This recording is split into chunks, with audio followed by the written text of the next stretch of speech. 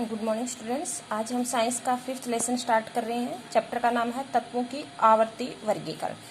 Total जो आपकी पूरी आवर्त सारणी में मीन्स पीरियोडिक टेबल में 119 एलिमेंट है। कितने हैं? 119 एलिमेंट। अब अगर हम सबको अलग अलग पढ़ेंगे तो बहुत ही लेंथी हो जाएगा चैप्टर। तो इसके लिए क्या है, जो समान गुण धर्म वाले हैं उनको एक आवर्त मीन्स एक वर्ग में रख दिया इस तरह से। दूसरे जिनको एक ग्रुप था उनको इस तरह से एक अरेंज कर दिया।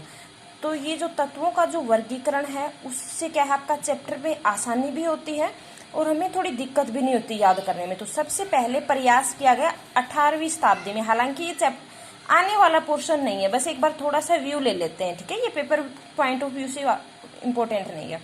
सबसे पहला प्रयास कब किया गया? 18वीं शताब्दी में। कब कैसे किया गया? धातु और अधातु के आधार पर, मीन्स जो धातु हैं उनको एक साइड रख दिया गया और जो अधातु हैं उनको एक साइड रख दिया गया। लेकिन कुछ एक धातु इतनी ज्यादा रिएक्टिव होती है, जैसे सोडियम है, पोटेशियम है, कि वायु के संपर्क में आने से ही आग पकड़ जाती हैं। तो इनके हिसाब से में वर्गीकरण करना थोड़ा ठीक नहीं लगा। दूसरा कैसे?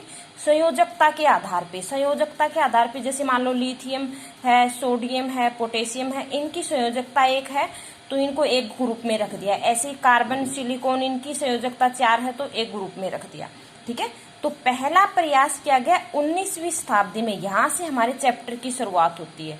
पहला प्रयास कब किया गया? 19वीं शताब्दी में डोबेनाइर त्रियक। डोबेनाइर त्रियक मीन्स डोबेनाइर साइंटिस्ट का नाम है। और त्रियक क्यों कहा गया?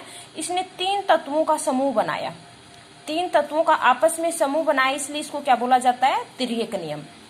इसने क्या किया? 3 तत्वों को एक साथ अरेंज कर दिया, मीन्स 3 तत्वों को एक साथ किया और इसीलिए इसको त्रियक बोला। क्या किया गया? इसने पहले 3 तत्वों को परमाणु द्रव्यमान के हिसाब से, द्रव्यमान जैसे आपने याद किया था ना 1 से 20 तक 9th क्लास में, तो जो परमाणु द्रव्यमान के हिसाब से क्या किया? 3 तत्वों को अरेंज किया।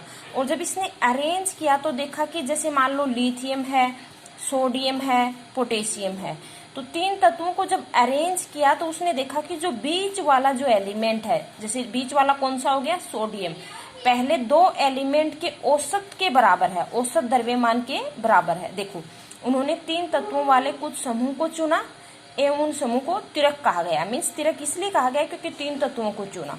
डोबेनाइर ने बताया कि त्रिक के 3 तत्वों को, उनके परमाणु द्रव्यमान को, उनको आरोही क्रम मीन्स परमाणु द्रव्यमान के हिसाब से रखा। मीन्स जिसका कम द्रव्यमान उसको पहले रखा, फिर थोड़ा ज्यादा, फिर उससे ज्यादा, तो आरोही क्रम में रखा।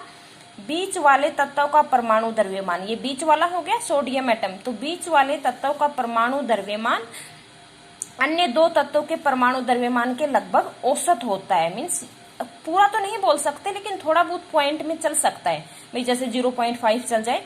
तो बीच वाले तत्व जो है अन्य 2 तत्वों के औसत द्रव्यमान के बराबर होगा। जैसे इसने कुछ एक एग्जाम्पल दिए, जैसे पहला एग्जाम्पल है लिथियम है, सोडियम है और पोटेशियम। लिथियम का मास 6.9, लेकिन हम याद कितना रखते हैं? 7 रखते हैं ना, ताकि क्योंकि पॉइंट में तो थोड़ा बहुत ऊपर नीचे चल जाता है, ठीक है। तो इसके लिए लिथियम का हमने मास कितना माना? 7 माना। सोडियम का मास कितना होता है? 23 और पोटेशियम का मास कितना होता है? 39। तो इसका लॉ के अकॉर्डिंग क्या है? त्रियक नियम के अकॉर्डिंग पहले एलिमेंट और लास्ट वाला एलिमेंट दोनों का औसत कैसे निकालते हैं? आपने मैथ में सीखा होगा भाई, जितने नंबर होते हैं उनको जोड़ देते हैं और जितनी संख्या होती है, जैसे मान लो 2 है तो 2 से डिवाइड कर देते हैं, 3 है तो 3 से डिवाइड कर देते हैं। तो हमारे पास तो 2 का ही औसत निकाल रहे हैं, इसका और इसका, तो क्या करेंगे? 39 प्लस 7 डिवाइडेड बाई 2 कितना बन गया? 39 और ये कितना हो गया? 46 हो गया ना, 46/2 तो कितना बन गया? 23। तो ये देखो, इसका 23 है तो इसके बराबर होगा। ऐसे अगला लेना तो कैल्शियम, सेलेनियम, बेरियम, तो इन दोनों का जैसे 40 ले लेंगे और प्लस 137। पॉइंट में अगर लिखना चाहें तो लिख सकते हैं, थोड़ा बहुत ऊपर नीचे हो जाएगा, कोई दिक्कत नहीं। इन दोनों को ऐड करेंगे, डिवाइड करेंगे तो लगभग इसके बराबर आएगा, थोड़ा बहुत ऊपर नीचे हो सकता है।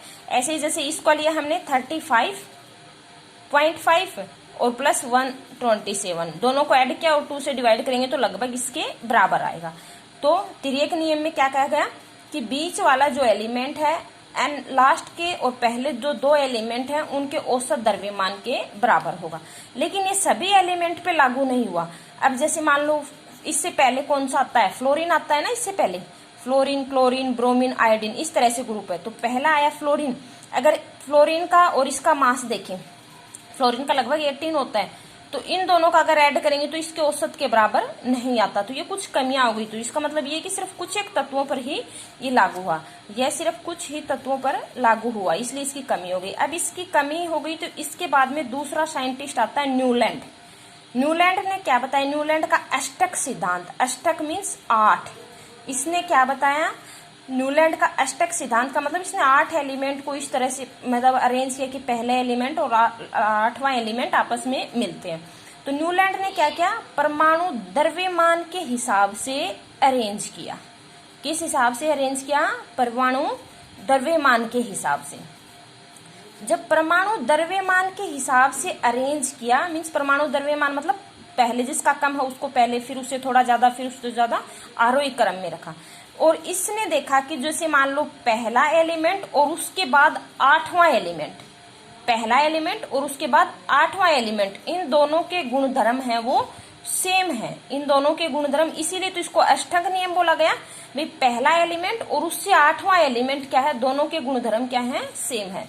तो इसीलिए इसको अष्टक का सिद्धांत भी कहा जाता है, या फिर न्यूलैंड अष्टक सिद्धांत, या फिर सीधा अष्टक सिद्धांत। तो न्यूलैंड ने तत्वों को परमाणु द्रव्यमान के आरोही क्रम में व्यवस्थित किया। मीन्स न्यूलैंड ने क्या किया? परमाणु द्रव्यमान को किस क्रम में व्यवस्थित किया? आरोही क्रम में।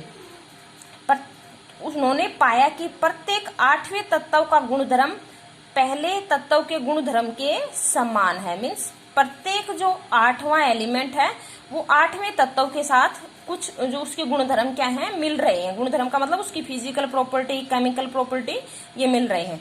तो इसीलिए उन्हें अष्टक का सिद्धांत कहा गया। इसने जैसे ये बताया कि जैसे मान लो संगीत में 8 सुर होते हैं, 7 सुर होते हैं, 8वां रिपीट होता है, सारे गामा पा नी, इस तरह से। ठीक है, वैसे ही इनके अंदर भी क्या है? पीरियोडिक टेबल के अंदर भी अब बाकी जो एलिमेंट मीन्स आपस में रिपीट होते रहते हैं। तो इसने जैसे एग्जाम्पल लिया, हाइड्रोजन से शुरुआत की, ठीक है, टोटल 56 एलिमेंट थे उस टाइम। अब तो टोटल कितने एलिमेंट हो गए? 119। उस टाइम 56 ही थे। तो इसने क्या किया? हाइड्रोजन से शुरुआत की, ठीक है, हाइड्रोजन, फिर जैसे हाइड्रोजन के बाद हीलियम आता, लेकिन उस टाइम हीलियम नहीं था, समझे आप? उस टाइम हीलियम की डिस्कवरी नहीं। तो हाइड्रोजन, फिर लिथियम, फिर बेरिलियम, फिर बोरोन, फिर कार्बन, नाइट्रोजन, ऑक्सीजन, फ्लोरीन, फिर नियोन नहीं था। मीन्स ये नोबल गैसेस बाद में डिस्कवर हुई है। हीलियम, नियोन, जो ये वाली नोबल गैसेस बाद में। तो फ्लोरीन, फिर sodium, magnesium, aluminium, silicon, phosphor, sulphur, ठीक है, इस तरह से क्लोरीन अरेंज करता गया। पोटेशियम, जो ये नोबल गैसेज है वो नहीं थी, बाद में डिस्कवरी हुई। कैल्शियम, ठीक है, क्रोमियम, टाइटेनियम, मैग्नीज, आयरन। तो इसने देखा जैसे ये पहला है, ठीक है, दूसरा हो गया, इस तरह से 3, 4, 5, इस तरह से आप नंबर देंगे, 7, 8। देखो पहला और 8वां एलिमेंट मिल रहे हैं। फिर 2 के बाद ये कौन सा हो गया? 8 के बाद ये 9 आएगा, तो इससे 8वां एलिमेंट ये हो गया। जैसे पहला और 8वां क्या बताया था इसने कि उन्होंने पाया कि प्रत्येक 8वें तत्व, तो इसका 8वां यही हो गया, तो इससे इसके गुणधर्म मिल रहे हैं। ऐसे लिथियम और सोडियम की, फिर इससे आगे वाला इसके साथ, जैसे एलिमेंट की क्या है? गुणधर्म आपस में सेम मिलेंगे। ये कुछ एक हद तक इम्पोर्टेंट मान सकते हैं हम। क्यों? क्योंकि हमारी पीरियोडिक टेबल में भी कुछ इसी तरह से अरेंज है। जो मॉडर्न पीरियोडिक टेबल है उसमें कुछ तत्व जो है इसी तरह से अरेंज है, लेकिन सारे नहीं बोल सकते, ठीक है, लेकिन ये मतलब कुछ एक एलिमेंट पे ही लागू हुआ। इसकी भी कमियां हम कल जानेंगे। तो जो पहला, एक तो डोबेनाइड और दूसरा कौन सा है? न्यूलैंड। मैन आपकी पीरियोडिक टेबल में इन्होंने कुछ प्रयास तो किया एलिमेंट को क्लासिफाई करने में, ठीक है। नेक्स्ट कल करते हैं।